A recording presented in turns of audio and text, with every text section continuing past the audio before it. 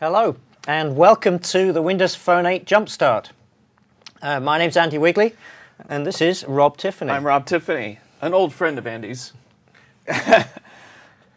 All right, let's get started here. Okay, Who is this guy? Okay, so I'm Andy Wigley. I have just joined Microsoft. I was 10 years a Microsoft MVP. I was told yesterday you have to get to 11 for it to mean anything, but hey. Oh. So I Do you get a special trophy or anything? No. Okay. So I've just joined Microsoft UK. I'm working as a technical evangelist in DPE, Developer and Platform Evangelism, doing developer outreach events such as this, and working with the field and working with our customers to help create great solutions for Windows Phone and other technologies. And I know they appreciate that. Absolutely. So I live in Snowdonia in North Wales, so Bore da to anybody listening from Wales at the moment. And shout out to Wales. Yeah, I've written a number of books in the past. I was very pleased to see when I joined DPE, they have a bookshelf in there, which is the bookshelf of obsolete technologies, and Excellent. my .NET Compact Framework core reference, which was written in 2003, is on there. But actually, that's kind of harsh because it covers. We are to version 3.9 on that now. So Yeah. yeah. The Compact Framework has lived on longer than people realize. Yeah. Now, for those of you who have watched the jump starts in the past, you will realize that this is not Rob Miles, who has been my partner in crime for these, but he is Rob. We have managed to find another Rob. Now, Rob Miles intended to be here. It was our intention to have him here. He's had a few health problems. He's fixing great, but unfortunately it meant he couldn't be here, so he sends his apologies. But his spirit lives on in this. Yes. For those of you who love bad jokes and cheese, we are going to ensure that remains in this. And That's why they got me. My name is also Rob, and I've got a lot of bad jokes. Okay. I don't know if they'll be as good as Rob Miles. I hope, Rob, you're watching. So it's my turn here. All right. So I do a lot of enterprise mobility strategy work here at Microsoft. I work in our enterprise and partner group. Known Andy for a long time. I think we met when we were MVPs together. I wasn't an MVP for 10 years, unfortunately. I think just like 3, something like that. So there's probably no award for that. But yeah, it's got my start writing books like Andy. And it would probably be on the bookshelf of obsolete books, like books on the Pocket PC and Pocket Access. Do you remember Pocket Access? Wow. Yes. Yeah, we really talked about that stuff. But you write real books with like real stories as well. I have an alternate ego. Right. That yes, I do write children's stories as well as computer books. So, but that's for another time. But yeah, I'm excited to be here. Let's get after it. All right. So let's look at the agenda. What you're going to get for the next 2 days. We've got a packed agenda, so there is a load of new stuff in Windows Phone 8. So let's make one thing clear, that this 2 days is not just aimed at people who are already Windows Phone 7 developers, but of course we're obviously going to call out all of the differences and the new things as we go through it. But we're also we hope to have people watching this who are new to Windows Phone. So we've got a lot of sessions there, as you can see. We've got an introduction first, where we're introducing Windows Phone 8 application development. We've split that into 2 parts. So we're going to take a look at the different ways you can build apps for Windows Phone 8, and it's quite a lot expanded from what we had in Windows Phone 7. We're going to do a quick run through of all the new features at a very high level, so kind of what's coming up over the next 2 days. And we're going to have a quick introduction to the development tools and tell you how to get started. So that's 1A and 1B. And then the next 2 sessions, designing Windows Phone apps and building Windows Phone apps. This is really quite a quick run through the whole process of building a Windows Phone app, from conception through to building all the essential bits into it, creating some pages, navigation, the data storage, and a lot of good things. So concentrating primarily on the design, look and feel, about creating a great looking and great operating Windows Phone app. So that's what 2 and 3 is about. And then after that, we kind of dig deeper into all of the different technologies. So we're going to look at files and storage. Then we're going to take a 60-minute break. For us, we're over in Redmond, of course, in Washington. So that'll be that's kind of a midday Pacific time when we're going to take a break for an hour. And then the second half of the day here, we're going to run through the Windows Phone 8 application lifecycle, talk about background processing, the new tiles story and lock screen notifications, push notifications, and then a session using phone resources, which is all about interacting with the different things that the platform gives you. So interacting with contacts and with maps and with all those kind of, and the sensors, these kind of features, and the camera. Excellent. And then tomorrow, we've got another packed day as well. But there's more. There is much more. Yes. Much more. So first is the erroneously named app-to-app communication session. Yeah. We keep that in a feeble attempt to grab your attention because it's kind of, oh, really, app-to-app? Yeah, but it's much more than that. It's more, it's actually some cute ways of launching your app, and that can be from another app, but that's only part of the story. Looking at networking, so masses of ways of these phone devices are incredible communications devices. So there's plenty of ways that you can link your apps to data sources in the cloud, to calling out to resources out on the internet. So we're going to look at a lot of different aspects of that, including a lot of best practice about compression and good ways of doing that, and have a look at Azure mobile services and that kind of stuff. Wow. Azure's hot. It certainly is hot. Yes. So proximity sensors and Bluetooth. This is all about NFC and Bluetooth. So we've got great new APIs for doing that. Speech input is really good fun. We've really got a very good, rich API for putting speech interaction into your apps. Maps and location. We've got a new maps control. There's the wallet. We'll run through that. In-app purchasing. Then another break for us, and then the second half of that day we talk about the whole Windows Phone store, how you actually submit your apps, what the submission process is. Enterprise applications, we've got a big story for creating applications and for enterprises to publish their own apps. So Rob is going to give benefit of his experience as a mobility architect on that session. How you can create apps that will, from one code base that will run on Windows 8 and Windows Phone 8. And then Rob's going to wrap up. We're going to take a good look at creating web apps for Windows Phone 8. Yeah, the web's still around, as I hear. So we'll touch on that. Excellent. Okay, so shall we dive in? We should dive in. Excellent. So, okay, so we're going to start with... We're going to start with, let's get my notes up here. We're going to introduce that Windows Phone 8 app development. This is great stuff. You're not going to be using embedded VB anymore like you might have thought, or even embedded C++. All right. Visual Studio 2012 is your friend. So introducing Windows Phone 8 app development. So, excellent. Yeah. So this module, we're going to look at the new application platform in Windows Phone 8. We're going to take a look under the covers, what's the architecture, what has really changed with Windows Phone 8. And then we're going to have a look at the different application development models. There are different ways that you can build apps. Now we're going to touch on each of the different ways of building apps, but I have to stress, probably haven't stressed this already, you should have picked this up from the publicity for this event, but this is really all about building XAML apps with C#. So we'll have a quick look at the C++ and the DirectX and the other models for building apps, but the rest of the content is going to be concentrating on XAML and C#.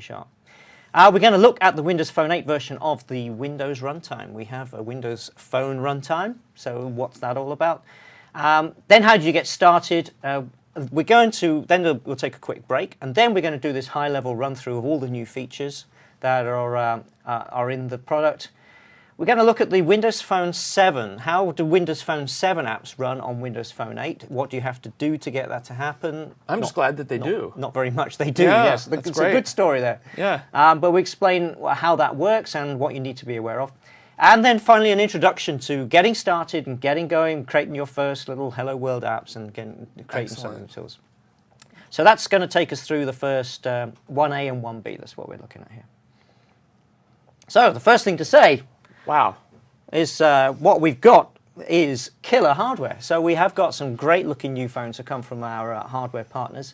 Great phones there from Nokia, HTC, Samsung, and a number of other manufacturers as well are coming forward with some great looking devices. So this is they are taking a new look at the hardware, the new smartphone platform. So now we've got good support for multi-core chipsets. So I think all of the phones that have been announced so far are dual-core devices. whole new graphics processor, increased RAM. So on Windows Phone 7.x, we had the maximum spec for devices was 512 megs of RAM, and there were lower spec devices at 256. That now has doubled, so most of the devices that have been released so far, 1 gig of RAM, and then some lower spec devices will be coming along with 512. More screen resolutions. We've got 3 screen resolutions. So we're going to cover that in session 3 this morning about how you handle programming, how do you do your UI for handling 3 different screen resolutions. Removable SD cards. You can actually support SD cards and NFC, of course. Right. Now, when the Windows Phone 8 platform was kind of announced to the world, back in, was it June in San Francisco? June, That's right. July? Yeah, we had a big summit there. That's right. Yeah. One of the key features that was called out was this shared Windows core. But there has been a little bit of confusion over what that actually means. So, I mean, it's great news for the platform, but there's been a bit of misconceptions about what it means for the developer story. So let's clear that up. So the key thing is first of all, is to realize that what we had with Windows Phone 7.x was the core operating system on that was Windows CE. Who remembers Windows CE?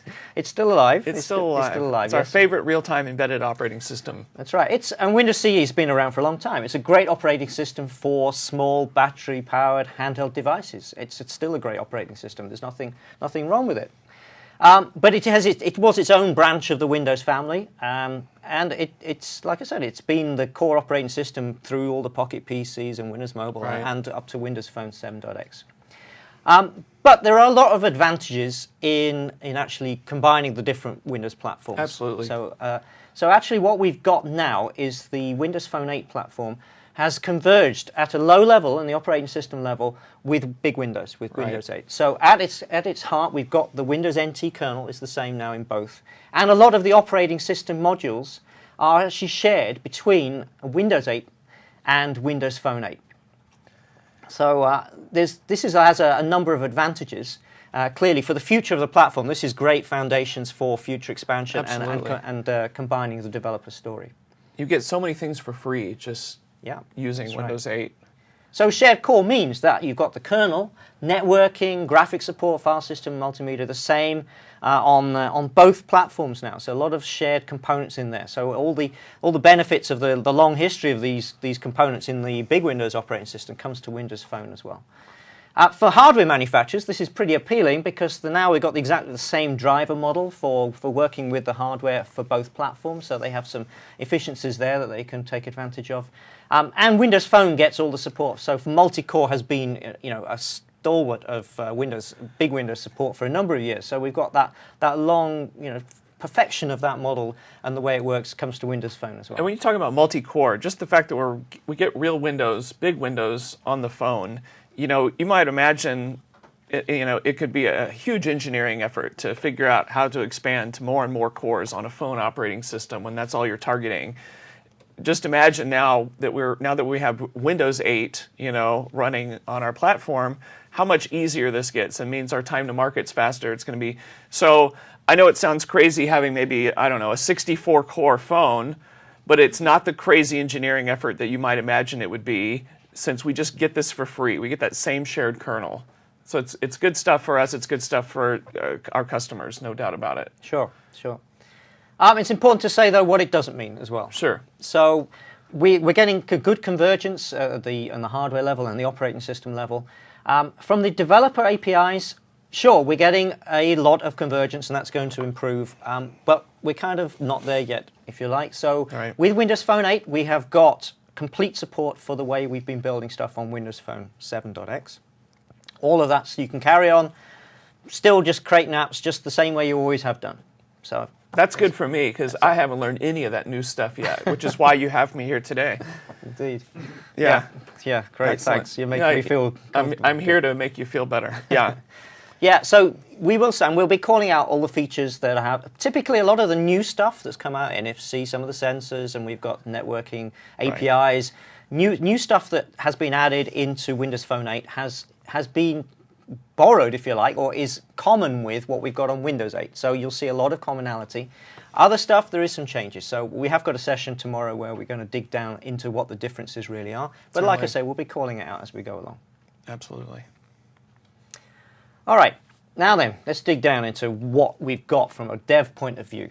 So we are working with 3 whole sets of APIs that the developers can work with.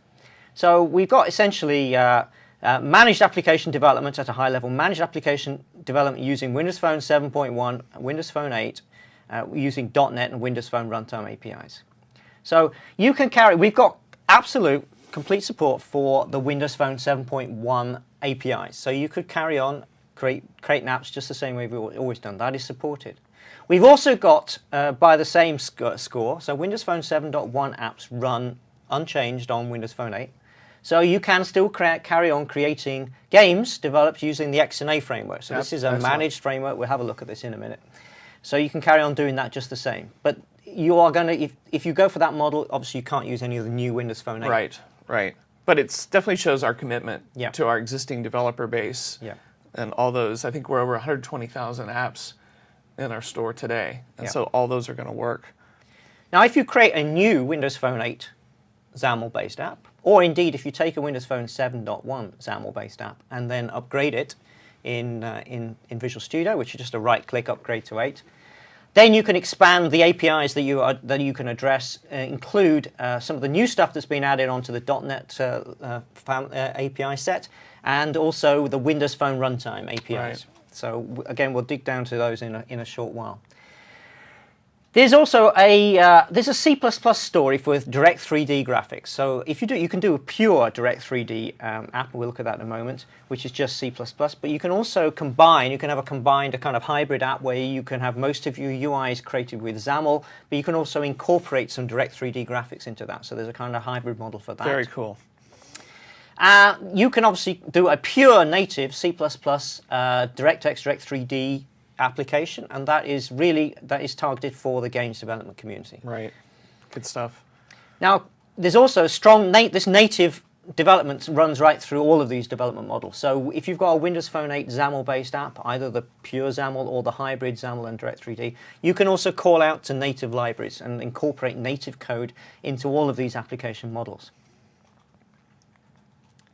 So look a little bit deeper into what those 3 different API sets look like. The .NET API is the primary API for managed developers, and as I said, includes everything that you've been used to using in Windows Phone OS 7.1. It contains all the classes and types from those namespaces, and there's been a whole bunch of new stuff has been added into here as well, which is the wallet, share media tasks. You can see the list there. Now, the Windows Phone Runtime, this is where we're getting a lot of commonality with Windows 8. This is a subset of the full WinRT, the Windows Runtime that we've got on Windows 8, plus some phone-specific additions. So, you don't need to know this, but it's actually implemented in C++, and then what they say is it's projected out. So you get a kind of an addressable API layer on top of that. So any of the methods and types that are in the Windows Runtime can be accessed by C# and VB.NET developers through managed code, and also from native developers, C++. So they're projected out to these different programming models. So it won't look strange to a managed developer. It'll seem familiar to them. Indeed. Yeah, just like they're doing .NET development. Sure, sure. Now, this is an important thing. HTML5 JavaScript projection, which some of you may be familiar with Windows 8, is not supported on Windows Phone 8. We do have an HTML5 application story. We'll come on to that in a moment. But the Win.js model, the JavaScript and HTML5 model that you're seeing on Windows 8 is not supported on Windows Phone. So what we've got with the Windows Phone Runtime is a subset of the full WinRT. So around about 2,500 or so members of the full WinRT API set. So it's not insignificant. It's quite and a lot of stuff that is excluded is stuff that don't make sense on a phone, basically. So. Right. And we've also got some new stuff as well, like the speech API. It's kind of, maybe this is like the phone is going to lead the way, and maybe this is going to come to Windows 8. That's not an Speech announcement. That's not an announcement, folks. But yeah, it would make Andy sense, Wiggly just made an announcement today for a new product. Yeah. The speech is a game changer, I think, Andy. It is. And I know we'll dive into that more later. It's a fun session where to look at the speech. It's fun. It's easy to integrate into your app. Definitely. Definitely. You can do very complex speech-based apps as well. Can you imagine just building apps where it's just a conversational application? You're just talking to it, not even looking. You can do that. Yeah, amazing stuff. Yeah. So yeah, we'll dig into that tomorrow. So yeah, loads of stuff in there. This does mean there's an interesting side effect of this for the managed code developer. So what this actually means is that in certain areas, if you're doing a Windows Phone 8 application, you've actually got a choice of 2 API sets that do pretty much exactly the same thing, right? But they're slightly different. So you've got the old, if you like, the old school Windows Phone 7.1 API set in the .NET API. Classic example of that is the isolated storage APIs for storing files down into persistent storage on the phone. Or you can actually, today, you could write new code and use the Windows.storage APIs, which is writing code that is common, that is consistent with what you would do on Windows 8. And there's some other sockets, thread pool sensors. So there's a bunch of these guys. Now, so which should you use? Well, it kind of depends where you're coming from, really. If you are taking an existing Windows Phone 7 app and you're upgrading it to 8 and you're adding some Windows Phone 8 new features to it, then it makes sense to just stay with the APIs that you've already used for those bits that you've got working code. Don't reinvent the wheel. It's working. It's great. If, however, you're doing a new development today and you're going to be looking at creating a Windows 8 version from the same code base, then clearly you're going to want to go with the Windows RT. It's fair to say that going forwards, any new enhancements that are going to be added to the platform in future releases are going to tend to end up in the Windows Runtime API set. So you probably want to be making a steady move over to those programming models if you're coming from a Windows Phone 7.1 background. Definitely, I agree. All right.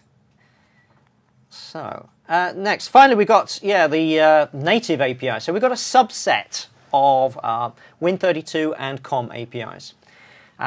We've got WinSock in there, and there's like native camera APIs, and there's a whole bunch of COM stuff. So this is in there with a couple of goals, really. It's mainly of interest to native code developers, and it's in there for porting existing native libraries you might have, or it's there to help like the native gaming community or people who are coming from other platforms where you've got C or C++ code.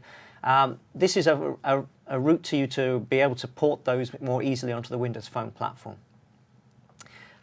So managed applications, I've said this, there is a hybrid model all the way through this. You can create native libraries and call them from your managed code. So there are going to be some cases where you're going to want to do that.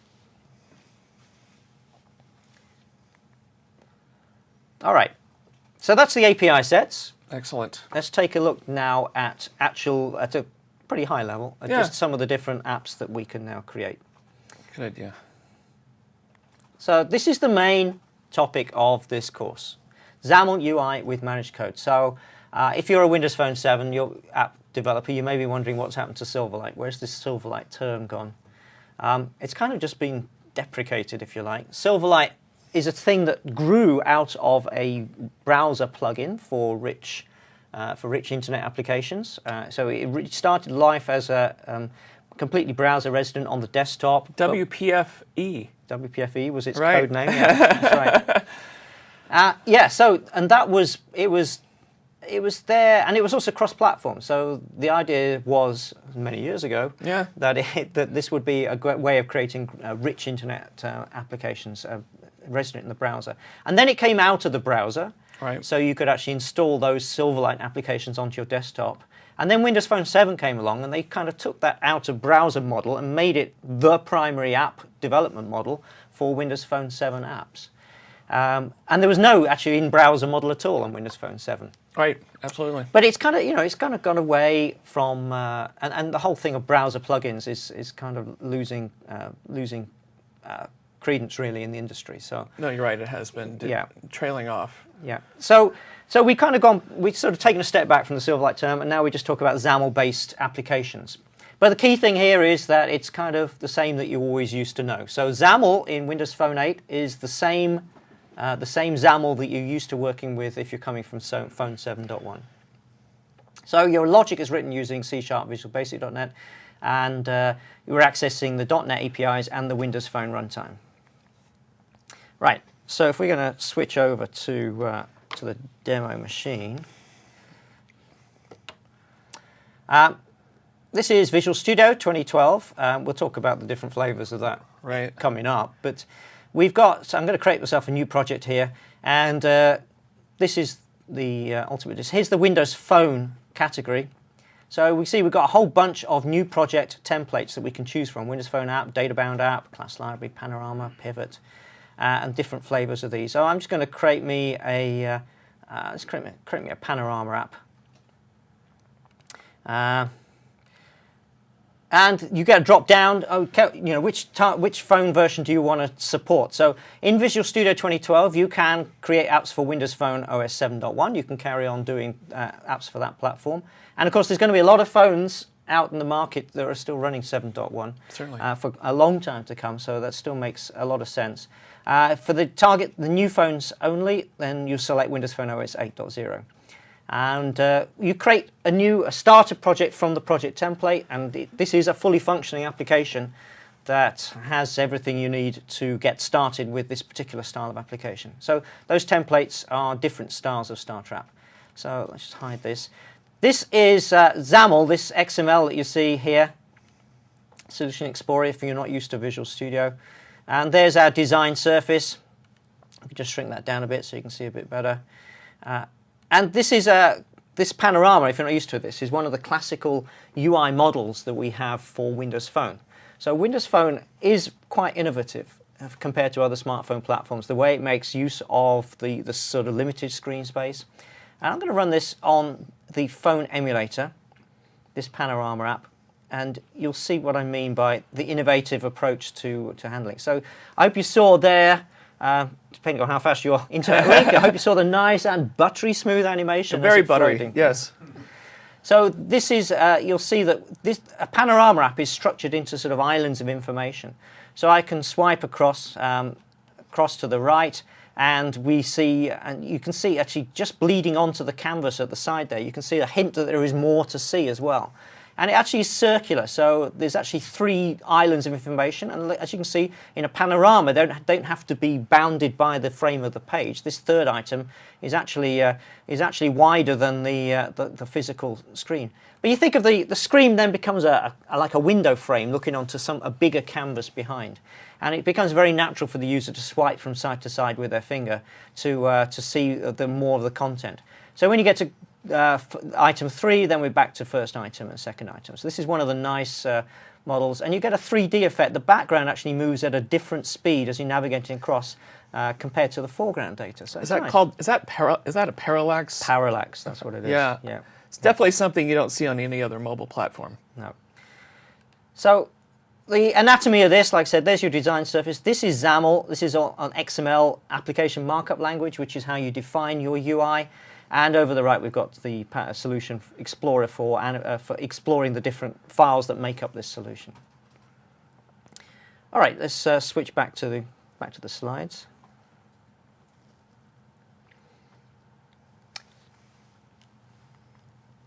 And right, so the next model, XNA games using managed code. So there was a lot of debate, was XNA dead? XNA is not dead, XNA is still with us. But it's fair to say that it's not been enhanced either. So what we've got is full support for XNA game development. Exactly the same API set that you may have been used to using for 7.1. So this is still a great platform for writing simple games for Windows Phone. And indeed for Xbox and Windows 7. So same new project templates as Visual Studio 2010, so you can't use any of the new Windows Phone 8 side of things. And we have project templates for that. If you go back to the demo slide again, demo machine. New project for this, so you'll find the XNA templates actually not in the Windows Phone category, but you need to go down to XNA Game Studio 4, and here you can see we've got a Windows Phone game library. Actually, yeah, I believe there is so there's a Windows Phone XML and XNA hybrid app project template in the Windows Phone category as well. But let's just create ourselves a straight Windows Phone game. OK, that. This one is still in C# and VB, but it's like for simple games. It's just code. There actually isn't any XAML on this. There's nothing you can look at in the graphical designer. It's all code driven. The way XNA games work is that you essentially have 4 methods that are key. So I have initialize, where you initialize your game. Yes. Load content, where you load all the resources into memory, get the game ready to run. And then essentially it calls update and draw 30 frames per second, 30 times per second. It calls update, so you just move your objects around the game world. You have your logic in there to calculate for collisions or bounces and this kind of stuff. And you'll update the state of all your game pieces. And then draw simply draws it all to the screen. So a default game is not terribly exciting. But I think anyone who wants to get into game development, there's no better place to start than with XNA. Yeah. Now Rob Miles, if he was here, bless him, this is his expertise. Yes. He uses XNA to teach. He's a lecturer at Hull University. He uses this as a great way of teaching programming because it's such a nice, well-factored object model. This is a game. That's a beautiful game. Isn't it? Yeah. And actual fact, the only thing this game does is you can press the back button and Is that the Cornflower Blue game? Blue, which is the traditional XNA Excellent. model. All right, that was XNA. Back to the slides. And the next one, Direct3D. So this is the whole new one. Direct3D app is written entirely in native code. And it only uses Direct3D for its UI. This is a game this is the new gaming model for Windows Phone. But the key thing here is, of all these application development models we're showing you here, this is the one that is you've got most commonality with Windows 8. So if you create a Windows 8 game, it will be using these same technologies and a very high degree of the logic and the objects that you create for that Windows 8 game, you'll be able to use in your Windows Phone 8 version. So the game engine, everything will just come across. You may have to resize, obviously, some graphical assets and that sort of thing. Absolutely. But that's, the Direct3D, so that's the next one. Now you can also, like I said, you can actually combine this with a XAML app as well. So you can actually have a rich XAML app with some Direct3D graphics in it. And I can show you an example of that on the demo machine. New project. Let's go back to Windows Phone category. And we'll use this hybrid one. This is, not that one, this one. Windows Phone X, XAML and Direct3D. So let's run it first, show you what it does. And all these are, creating new projects that you can then use as the starting point for creating your real app. So fully functional projects that you get out of new project templates.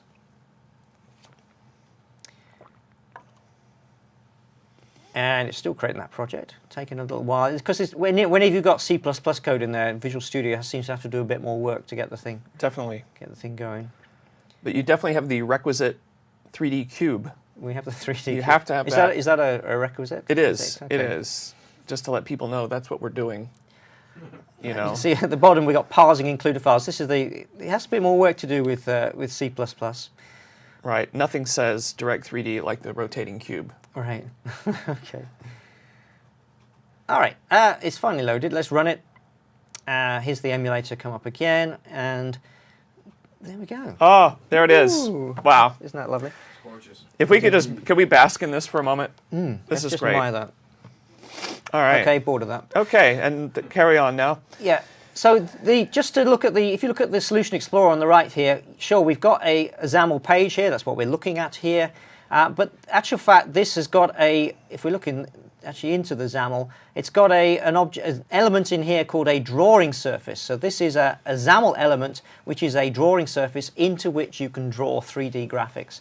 And the 3D graphics is all in this Phone XAML Direct3D App 2 project over here. There's a cube renderer, and I'm certainly not going to dig into all of that code now, but you can see how you got this nice hybrid model. You can actually have some rich 3D graphics into your XAML app. You don't want to scare people by showing them C++ code? No. Okay. Out of scope. Okay. All right. Back to the slides. Now, this is a key thing and key deliverable for Windows Phone 8 is that managed apps can also interact with native libraries. So leaving Right. aside the direct 3D graphics, we can actually have native libraries in there. So you can add a C++, a Windows Phone runtime component project to a managed XAML solution. So in that native code library, you could have some WinSock stuff, but the only purpose, WinSock is a sockets API for networking. So I wouldn't recommend, that doesn't give you anything you can't do more easily in managed code, but if you've got some legacy code that uses WinSock, it means you can actually port that library across and use it fairly easily within your native applications. So what would you do this for? So there's a number of scenarios where this becomes useful. So yeah, when you want to use this is for all Windows Phone 8 apps can use native code, but not all apps need to. So, so for many app scenarios, a managed app provides the same features and performance as an app that uses native code. And actually, there's some enhancements compiled in the cloud, which I'll talk about in a while, right, which make managed apps work even faster than they used to do on Windows Phone 7.1, quite substantially in some cases. But the following are 3 reasons why you may want to use native code in your app. First of all, is portability. So if you're targeting multiple platforms, right, platforms from other vendors, it may make sense to implement your core functionality in a native library that you can be used on all of the platforms you're targeting. This is something particularly, obviously, the gaming industry is keen on. Direct 3D graphics, that one we just looked at. If your app needs to use some direct 3D to render some complex graphics to the screen, then you're going to again use this native code library to do that. But the one that's probably going to be of most use to people is performance. So for some scenarios, and for some scenarios, not all, you can achieve a performance benefit in large computation tasks by using native code. And I've got an example of this which illustrates actually 2 things. Both of all, how it works, yeah, but also why it's not always necessarily a good thing. Okay, excellent. It's a kind of anti-demo, this one. Oh, that's what we're all hoping for, is an anti-demo to go with our anti-presentation. Yeah. So Excellent. On the demo machine, please, and I have to go and find, I've got a sample for this one. So. I hope it's some kind of quantitative analysis. No. Okay. It's not. All right. And I have to thank Peter Tor on the phone team for this demo. So. Thanks, Peter. Here. I'm going to run this up on the emulator. It needs to build it, clearly, to make it work. You don't say. Yeah. And here is the emulator. Now, here we've got a nice picture of, I don't know what. Is that the Bellagio? Tell me, you tell me. Is that in Las Vegas? Las Vegas? Okay, there you go. Not to be confused with Bellagio on Lake Como. Okay, so this has got, this is a big image. If you look on the right, large.jpg is the, can we look at the properties of that? Oh, it doesn't tell you. Anyway, so it's a very big, it's just off the bottom of the screen, unfortunately, on this resolution. But it's a very large, trust me, it's a very large image. Now, what happens when you press this Go button is that some processing happens. And we've now got the same images on the top, but if I scroll up, down here we've got 2 black and white versions of the same thing. Why have we got 2, Rob? I have no idea. I shall tell you. Excellent. So there's 2 versions there. Actually, what this is we've taken the original image and we have converted it to black and white, right, to grayscale. And it's been done twice, once with pure managed code and once with native code. Just to show that there's 2 ways of doing this sort of thing. So you might have thought that doing that sort of thing is the computationally intensive sort of thing that should be done in native code. In actual fact, this sample it was used to sort of instrument this. In actual fact, in this particular case, it's faster to do it in managed code. So that just get out of town. Yeah, it illustrates the fact that just happened, not that you're folks. not always going to necessarily get the gains that you're going to want, but for a lot of scenarios, it is going to be a useful solution for getting native code, incorporating it in. Let me show you the code just so you get a flavor for what's going on. You need to prove to them that it's managed code that's going faster. This is what I'm going to do. Excellent. So let's see. Now that's create grayscale native is the one that calls out to our native library. So we've got this is our native. This is native code, C++. Hold on to your hats. Yeah, it's all right. It doesn't hurt. Yeah. Wow. It's beautiful. It is. I actually am a C++ developer from a long time ago, but it is a long time ago. Yeah. You're getting better. Yeah, that's right. So I've been managed for quite a few years. I'm going to They tend to stay that way. We prefer to have you managed. Yes, it's much better. So that's the native code for doing that. And then there's a create grayscale managed, which is this. We create a writable bitmap. You get an array of pixels from the writable bitmap where you load in the image into it. And they call this make grayscale, which basically does both of these do the same thing. They do a for each round every pixel in the image, and they do this computation. So there's a lot of pixels in this particular image. It's a huge image, so a lot of work.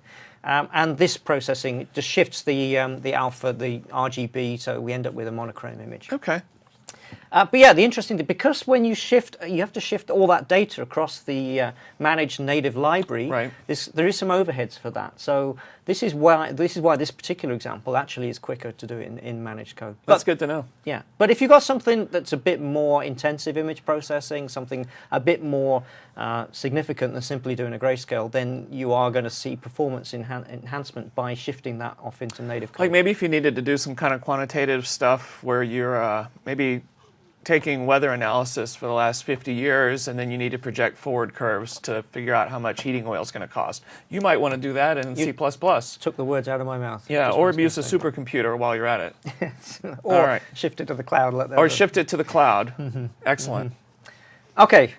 As a routine example of how you might use C++. As a routine, the sort of thing you're always going to want to do. Right. Yeah. Pretty standard, really. Back to the slides. Yes. All right. So that was the hybrid model. We see a lot. We're going to see a lot of interesting stuff happening here. So. Oh, that was the demo. That was the demo. That was the demo. So we'll just move right on up past that. Okay, HTML5.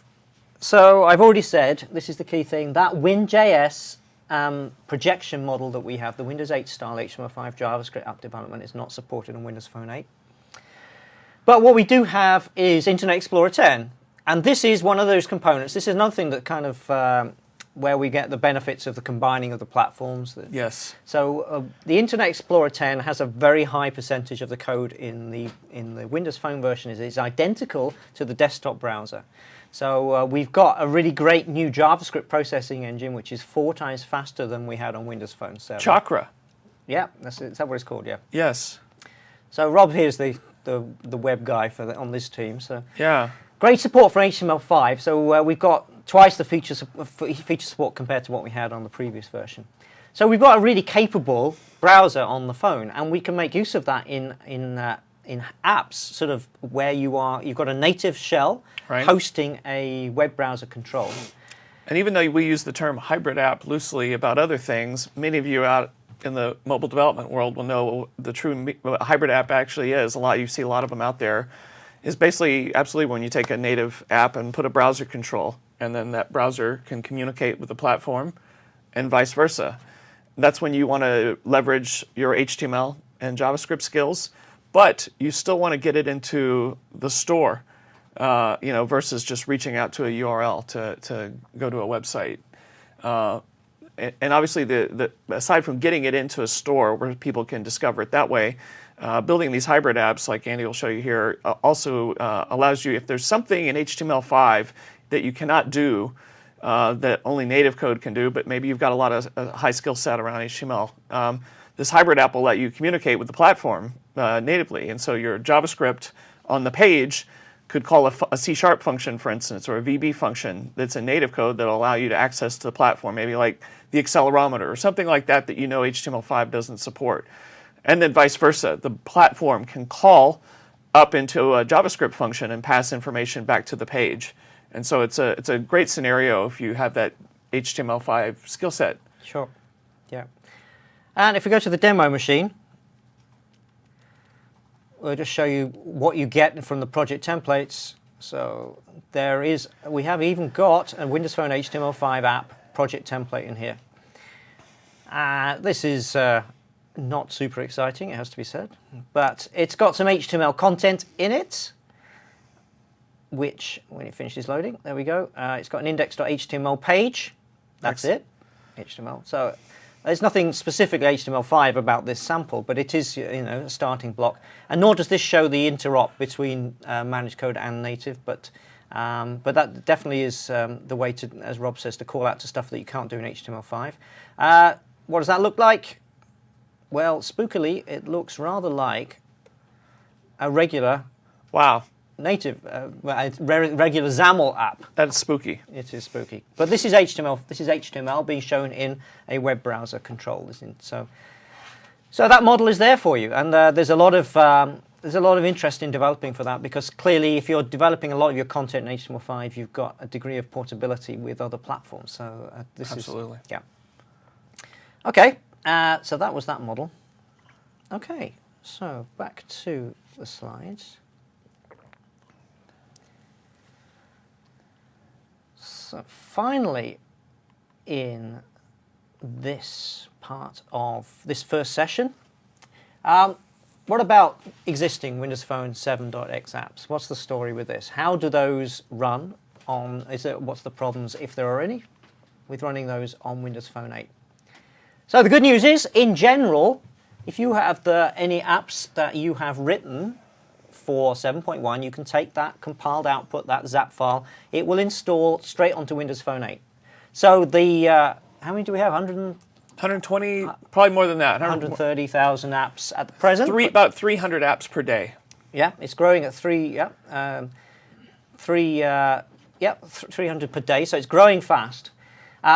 All of those existing apps run just great on Windows Phone 8. Well, nearly all. There were a few that were created with a reduced distribution hybrid API, which had native code on Windows Phone 7. Those have to, but we're talking about a very small number of apps. Absolutely. Those have to be rebuilt. On the whole, Windows Phone 7.1 apps will work great on Windows Phone 8.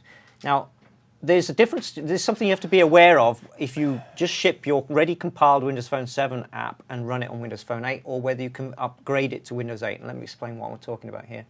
So your Windows Phone 7.1 app will run without compilation and works great on Windows Phone 8. But clearly the underlying platform, the developer platform, the libraries that we are calling out to when we make API calls, are the Windows Phone 8 versions on the phone. They are pre-installed in burned into ROM. They are already on the phone. So there is something called the quirks mode, which I've lost a graphic for. Where's it gone? There we go. There it is. There's those quirks. There's quirks, yeah. So there's a quirks layer. So the thing is, the compact framework, .NET compact framework, which is what we were building against on Windows Phone 7.x, it had a few idiosyncrasies, shall we say, a few ways of doing things, but that differed in subtle ways from the way that the core CLR, which is the .NET runtime that we developed against for Silverlight, desktop Silverlight apps. Core CLR was the .NET runtime for that. Now, actually, with Windows Phone 8, we are using Core CLR. So Core CLR is now our .NET underlying runtime. But like I said, there are a few subtle differences, and I'll call those out in a moment, between .NET CF ways things worked and the Core CLR ways APIs worked. Right. So in Core CLR, the idea is that actually they considered the .NET CF way of doing things like non-optimal, shall we say? Certainly. So there are a few kind of breaking changes, if you like, between the two different runtimes. So what the quirks layer is there for is to sort of retrofit the broken .NET CF behavior back onto the Core CLR API. So it allows this is why your Windows Phone 7.1 compiled app will work just the same as it did when it was running on a Windows Phone 7 device, and it will behave in the same way when it's running on a Windows Phone 8 device. However, if you then take that same app and you upgrade it, which is just a right-click in Visual Studio saying upgrade to 8, and then it will just run, and you're now a Windows Phone 8 app without having to make any code changes at all. Your same code will exactly, so you haven't changed your code, it'll be running on a Windows Phone 8 device, but the quirks layer is removed, so you're running against those underlying API implementations unchanged. Right, so absolutely. It's the new way of working it. Now, most of the time, this is not going to cause you any problems, but there's a few edge cases which you need to be aware of, which are documented, where you can have some problems. So there's two scenarios you have to consider here. First of all, there's the source code incompatibility, which means that some of the actual APIs behave differently. They give you back different results. Right. And then the other things is binary app compatibility, and this incompatibility, and this is things like basic changes in the behavior of the platform, which cannot be quirked. And one example of that is the garbage collector, which cleans up managed objects. We've now got a very, very efficient one. The benefit is another thing that makes our apps run faster on Windows Phone 8. We've got a great new garbage collector, but you know, this is a good example of the subtle things that can go wrong. Objects are finalized, meaning that they are tidied up, and sometimes you can have finalization code that runs when an object is finally destroyed. Very rarely used, but there are some cases. Now, if you perhaps inadvertently were expecting that finalization to happen in a certain sequence, that sequence might be changed on Windows Phone. Right. So these are some of the subtle things that can go wrong. Speaking of a subtle thing, I just want to remind the audience that we do have a poll question up right now, and we'd love for you to answer it. In order to see that, you might have to drop from your full screen mode in order to see the poll, but we'd love to have your participation. Yeah, absolutely. And back to Andy. Thank you. And back to the slide. Yeah. Yes. So this is an example of source code incompatibility. You'll need to look at the docs for this, the Windows Phone app platform compatibility. But to pick out a couple of these, for example, the XML serializer, which is a class we use for taking objects in memory and turning them into XML for storage in a file.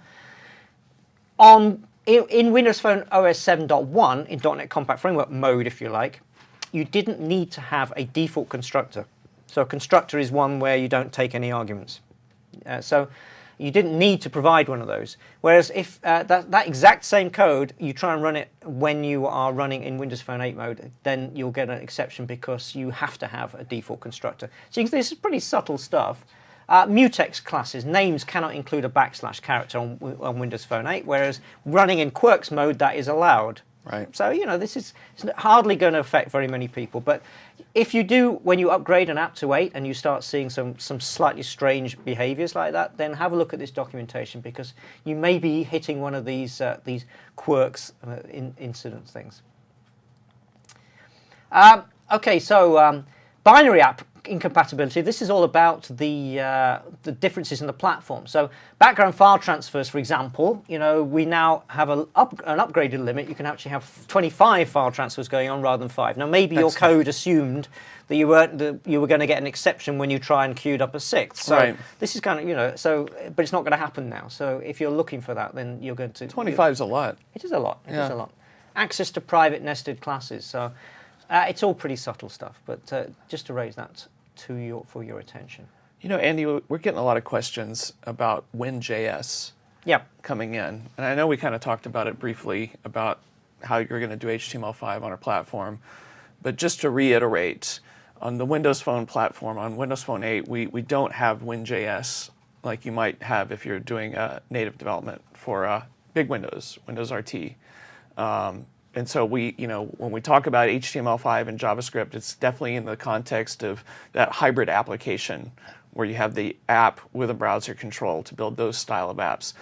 And the cool thing is, as Andy showed you, those web pages can be in local storage on the device, or like other hybrid apps work, they'll pull it down from a website and work offline using app cache. That is going to be your way to do HTML5 and JavaScript apps on our new platform versus Win.js, which you can use on big Windows 8. So hopefully we can clear that up. A little distinction. Great, thanks, Rob. Okay, so wrapping up this particular bit. It looks like we're wrapping up. We are done. So we're just going to take a short break now. We keep your questions coming. We'll kind of answer as many of those as we can during the break as well. So we're going to take, is it 10 minutes? 5 minutes. 5 minute break. So 10 minutes. 10-minute break. Two hands with 5 fingers. Yeah, so the back of the room there. These we're going to use advanced mathematics here today, folks. You should see all the equipment we're facing us here. Yes. So it's quite impressive. It's inundating. Thanks for your attention so far. We'll be back. So in the next session, we're going to come back, and now we're going to run through all of the new features at a high level, kind of what's coming up in the rest of this. And then we're going to dig down into a lot of your questions about using different platforms for development. This is coming up in the next session. So hopefully we'll answer your questions there about what you can run the tools on and what you can't, and what the hardware recs are. And so we'll see you in 10. Thanks. See you in 10. Thank you.